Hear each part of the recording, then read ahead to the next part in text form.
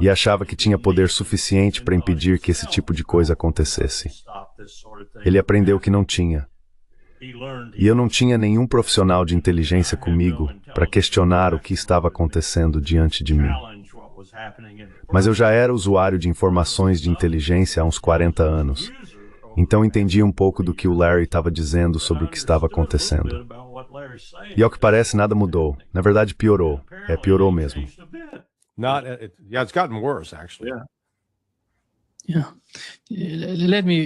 Deixe-me mostrar um trecho do primeiro-ministro da Bélgica hoje, comparando o Ocidente, basicamente os europeus, aos russos.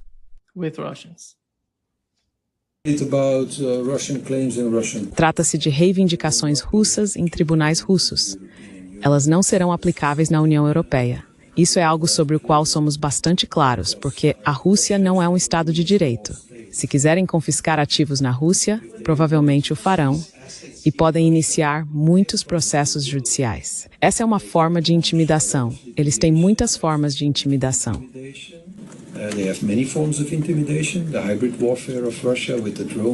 A guerra híbrida da Rússia, com os drones, os ciberataques, os danos à infraestrutura crítica e os processos judiciais, faz parte de um esquema de intimidação.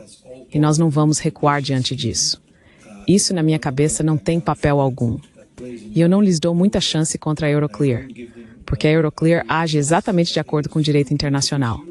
Quando se entra em guerra, os ativos soberanos ficam imobilizados até o fim do conflito. Depois vem um tratado de paz e então um acordo sobre essa questão. Isso já aconteceu antes na história.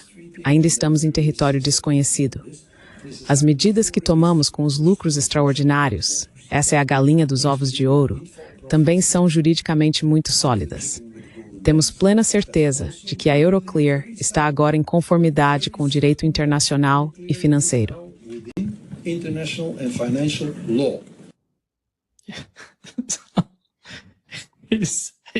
É inacreditável, sabe? Como se o que eles estão fazendo fosse baseado no direito internacional, mas o que a Rússia está fazendo fosse totalmente contra ele. Bem, pense no tapeçário atrás dele enquanto ele diz isso. Ele é um tolo ignorante ou o quê? Pense no tapeçário atrás dele. Estamos destruindo, na verdade acho que já destruímos, o direito internacional, do qual restavam apenas vestígios no mundo. Nós o destruímos. Veja o que estamos fazendo no Caribe. Veja o que Israel está fazendo no Levante. Não há mais direito internacional. Acabamos de sancionar novamente os promotores do TPI, reforçando as sanções. Quem destruiu o direito internacional da UE? É isso aí. É isso aí.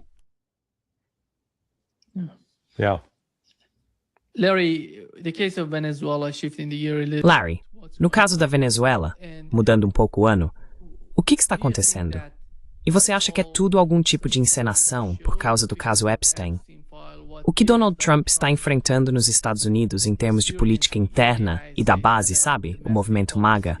Ou eles vão atacar a Venezuela, afinal?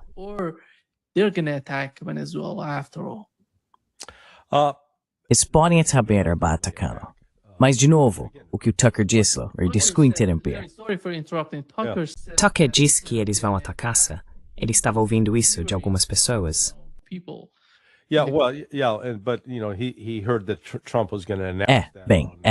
Mas ele ouviu que o Trump ia anunciar isso na noite de quarta-feira. Agora o Trump deve fazer outro anúncio hoje, a 1h. Mas pare um pouco e pergunte, vamos usar força contra a Venezuela para alcançar o quê? Essa é a pergunta crucial. Só poder bater em alguém não significa alcançar um objetivo específico. Há limites para o poder dos Estados Unidos. Os Estados realmente só têm duas opções principais. Bem, 3. Opção 1, usar poder aéreo para bombardear, digamos, alvos estratégicos em toda a Venezuela. Isso vai fazê-lo se ajoelhar? Bem, sabemos que não é verdade. Vimos isso na Segunda Guerra Mundial. Não funcionou.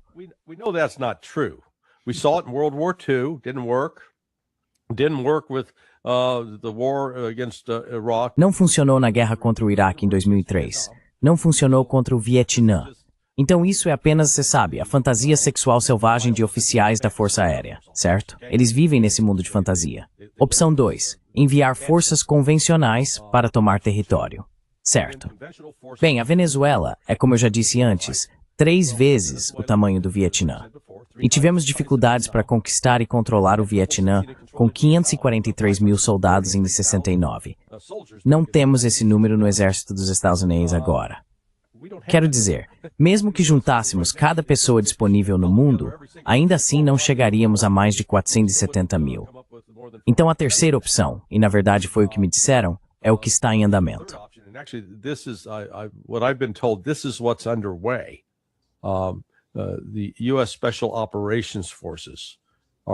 As Forças de Operações Especiais dos Estados Unidos estão tentando realizar uma série de ataques, atos de sabotagem e outras atividades dentro da Venezuela. Mas, tive a sorte de ser orientado por 2 ex-coronéis experientes, um coronel da Marinha e outro do Exército, que, segundo relatos, teria escrito piadas em um manual inteiro sobre operações conjuntas, planejamento e afins. Ambos destacaram as limitações das forças de operações especiais. Elas são boas em resgatar pessoas, conseguem fazer isso, podem realizar uma incursão específica, mas não conseguem entrar e manter território. Não entram para garantir o controle de uma área. Não podem executar os tipos de missões que as forças militares convencionais devem realizar.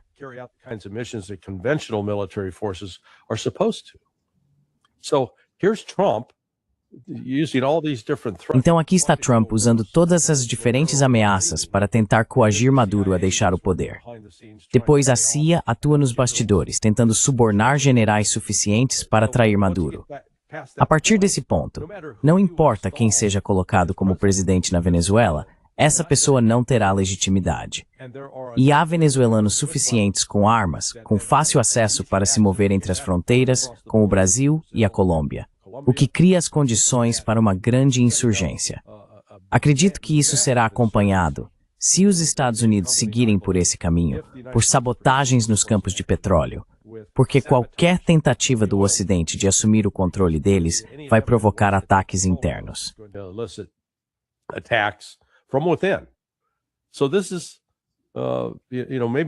Então isso é, talvez tudo uma distração.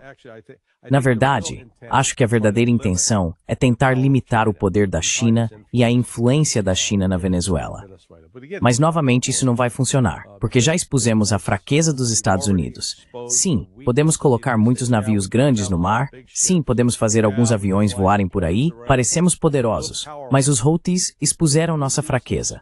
E a tecnologia de mísseis mudou a equação. Onde antes tínhamos domínio, não temos mais. Where we once had dominance, we no longer do.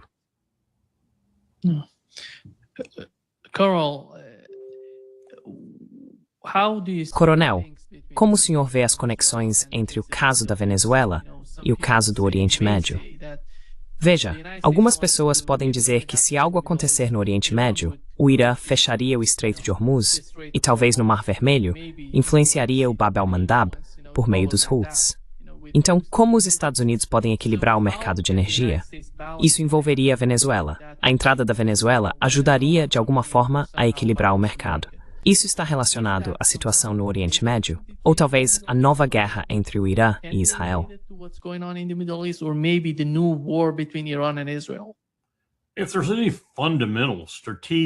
Se houver algum interesse estratégico fundamental por trás das ações de Trump e do governo em relação à Venezuela, tenho que presumir que seja por causa dos 300 bilhões de barris de petróleo e de tudo que isso representa.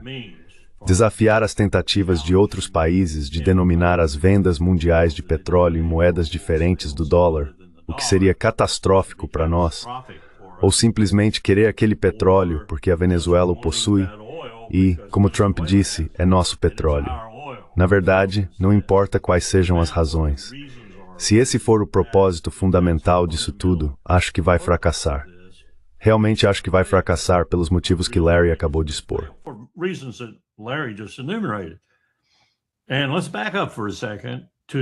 E vamos voltar um pouco para 1992, se não me engano, quando H.W. Bush pediu a Dick Cheney que chamasse Colin Powell, informado pelo Estado-Maior Conjunto, para ir ao Salão Oval.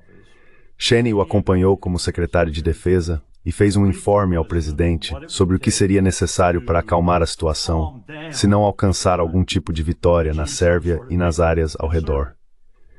Powell foi até lá depois de uma análise exaustiva, análise de terreno e tudo mais, em relação ao Estado-Maior Conjunto, que aliás havia se tornado, por causa da lei Goldwater-Nichols, o melhor Estado-Maior geral do mundo.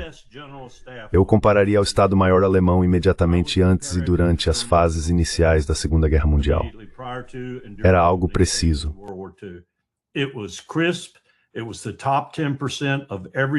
Eram os 10% melhores oficiais de cada serviço. Foi isso que o Goldwater-Nichols fez. Powell sabia disso. Ele usou aquela equipe, usou do jeito que devia ser usada. Ele foi até o presidente Bush e disse 500 mil soldados para começar. O quê? A UNPROFOR só tinha 40 mil lá fora. 500 mil soldados, senhor presidente. E pode ser que precisemos de mais do que isso. Então devemos ter mais 250.000 na reserva, prontos para agir. É isso que a análise do terreno mostra. É isso que a tenacidade da oposição mostra. É disso que precisamos para sair vitoriosos de qualquer forma. Nem é preciso dizer que o presidente respondeu: "Obrigado, senhor presidente do Estado-Maior. Volte ao Pentágono e interrompa o planejamento." Bem, nós não interrompemos o planejamento. Nunca se faz isso, mas isso já diz tudo.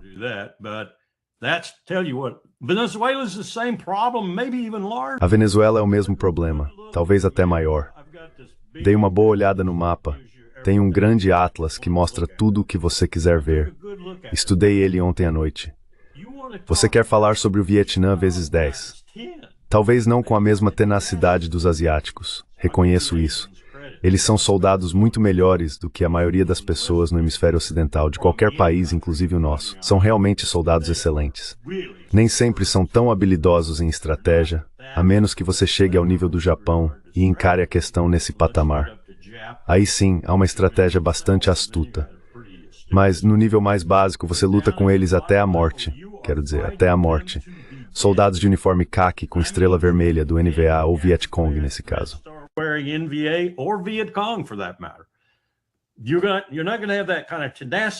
Você não vai ter esse tipo de tenacidade, acho eu, na América Latina.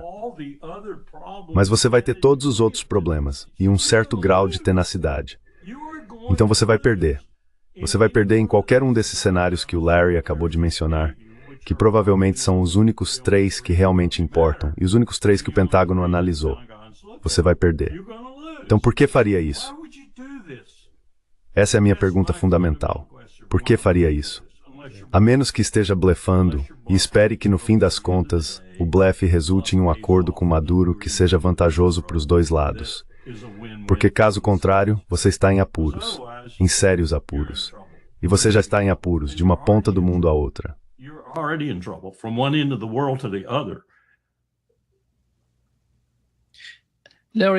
Larry, você acha que se os mercenários forem para a clandestinidade, eles terão que enfrentar mercenários de outros países da América Latina?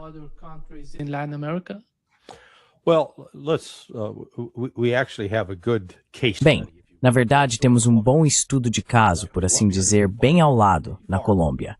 A Colômbia vem lutando contra as FARC, as Forças Armadas Revolucionárias de Colômbia, e o Exército de Libertação Nacional, o ELN, há, meu Deus, 40 ou 50 anos, pelo menos.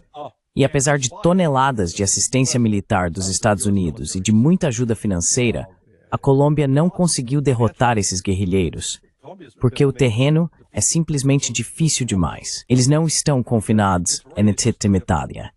Então a Venezuela seria, na minha opinião, potencialmente muito pior do que o que a Colômbia tem enfrentado.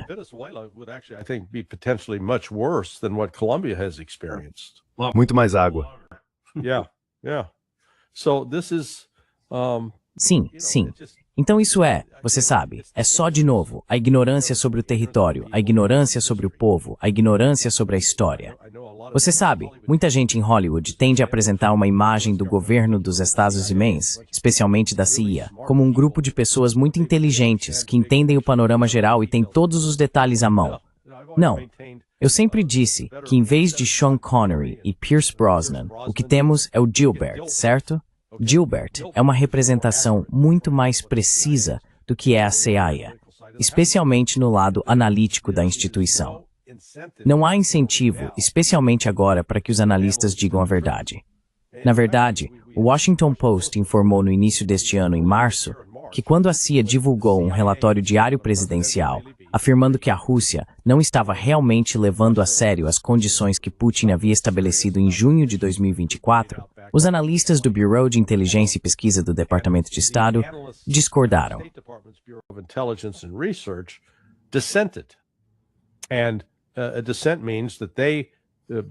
Uma dissidência significa que eles não conseguiram chegar a um acordo ou compromisso. Então a CIA divulgou: isto é o que acreditamos. E os analistas do Departamento de Estado tiveram o direito de emitir uma opinião separada, dizendo: bem, basicamente discordamos, e aqui está o motivo da nossa discordância. Pois bem, isso chegou até Trump, e Trump ficou irritado. De alguma forma, a notícia chegou ao INR, e eles demitiram esses analistas. Então, sabe, essa é a realidade. Muitas dessas pessoas que trabalham como analistas não são financeiramente independentes. Elas têm obrigações, talvez uma ou duas hipotecas, e ninguém quer correr o risco de perder o emprego e ter que voltar ao mercado de trabalho. Porque, sabe, trabalhar na CIA, na verdade, paga muito bem. Então, quando você considera esses elementos humanos, a verdade se torna algo facilmente descartável. Coronel, a mídia israelense informou que... O senhor quer acrescentar algo, coronel?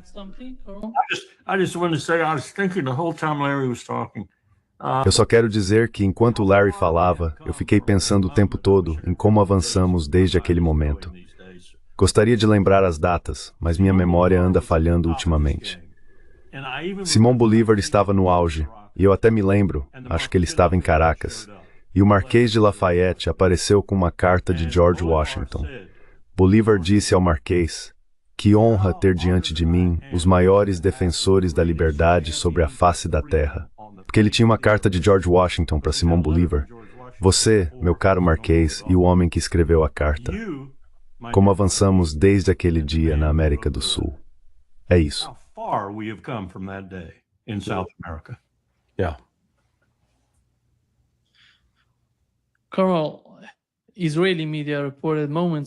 Coronel, a mídia israelense informou há pouco que um alto funcionário israelense disse que uma nova guerra no Líbano é muito provável. Veja, estamos até vendo Israel atacando Tom Barak, que na verdade é favorável a Israel. O que está acontecendo? E existe algum tipo de diferença, algum tipo de distanciamento crescente entre o governo Trump e os israelenses?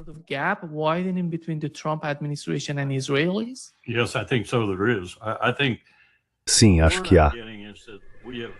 O que estou ouvindo é que o advertimos seriamente sobre expandir o conflito no Líbano, e ele simplesmente ignorou completamente. E eu diria de imediato: o que você quer dizer com retomar a guerra? Ela nunca parou. Não houve um único dia em que ele não tenha matado alguém no Líbano ou desapropriado alguém de sua propriedade ou algo assim. Ainda estou convencido de que ele vai entrar em guerra com o Irã. Absolutamente convencido disso. Então, isso pode ser uma forma de criar algum tipo de divisão ou disfarce, por assim dizer, sob o qual eles farão isso. Ou pode ser o prelúdio disso, porque não acho que ele tenha desistido da ideia. Acho que ele ainda está muito abalado pessoalmente pelo fato de ter sido derrotado por 12 dias, em vez do que estão tentando retratar. E ele está indo atrás deles. Acho que aquele discurso que ele fez sobre a água foi um prelúdio disso.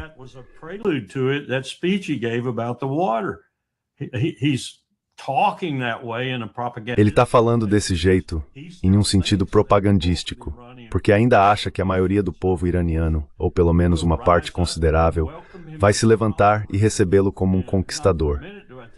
Nem por um minuto eu acho que ele vai tentar cruzar para o Irã com forças terrestres, mas acho que ele vai retomar o conflito, e acho que o Irã vai dar uma boa lição nele. E então, para mim, é o fim.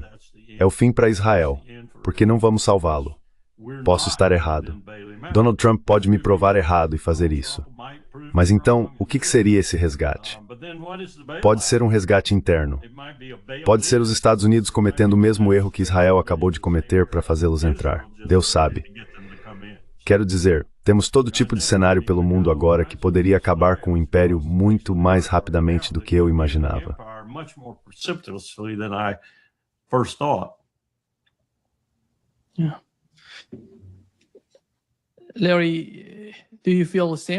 Sim, Larry, você sente o mesmo? Ou acha que o Trump aprenderia, ou já aprendeu, com o que aconteceu? Espera. Repete isso de novo. O Trump fez o quê? Você tá dizendo que o Trump aprendeu? Não. Você conhece um Donald Trump diferente do que eu conheço? Sabe, não existe aprendizado. Está ocupado demais escrevendo novas inscrições sobre as fotos dos presidentes na Casa Branca. Meu Deus. Oh my God.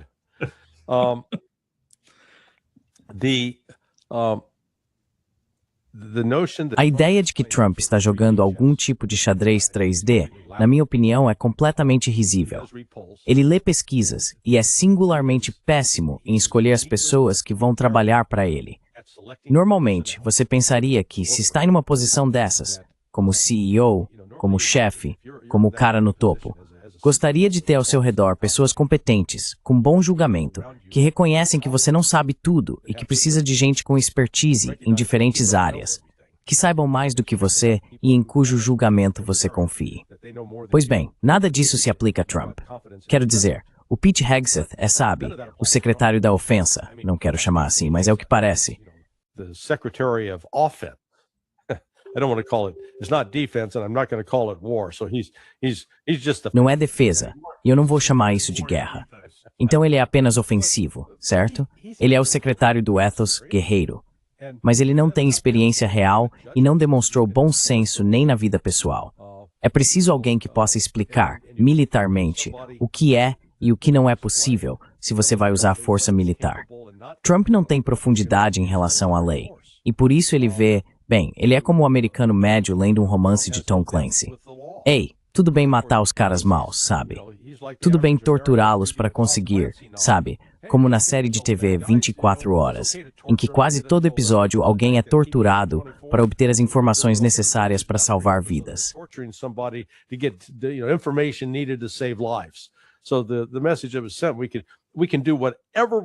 Então a mensagem que foi passada é: podemos fazer o que quisermos, desde que tenhamos um bom objetivo como meta principal. Então veja, ele está agora matando quase 100 pessoas que não dispararam um tiro contra os Estados Unidos. Mas nós justificamos isso. Nós desculpamos porque dizemos que são pessoas mais. Então, Trump está, neste momento, especialmente em relação à Venezuela, Israel, Irã e Rússia, espalhando muita palha seca que pode ser facilmente incendiada e ele é incensando de combate em mente. And he doesn't have a firefighting plan in mind.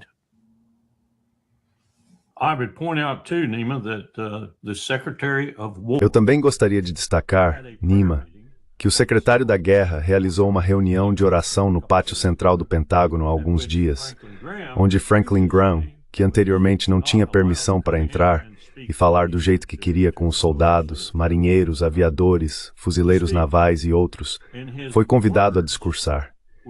Em suas palavras, com Hegseth meio que o incentivando, ele falou sobre o Antigo Testamento, sobre o Deus do Antigo Testamento e sobre como esse Deus havia autorizado os israelitas a matar homens, mulheres e crianças, a erradicá-los da face da terra.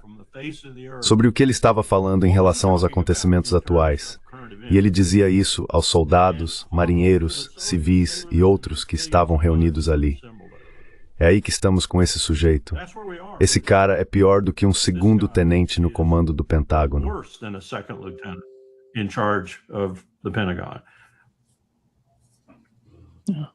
Sim, acho que estamos prestes a concluir que o segundo mandato de Donald Trump, Trump 2.0, é simplesmente o mesmo que o Trump 1.0. Pior, eu concordo com o Larry. Tá pior. Pior. Pelo menos havia freios e contrapesos, como Madison, o Pentágono e alguns chefes do Estado-Maior, 4 ou 5, pelos quais ele passou. Mas pelo menos havia pessoas. Talvez eu não gostasse das filosofias delas, mas pelo menos elas tinham algum bom senso. Nenhuma dessas pessoas tem.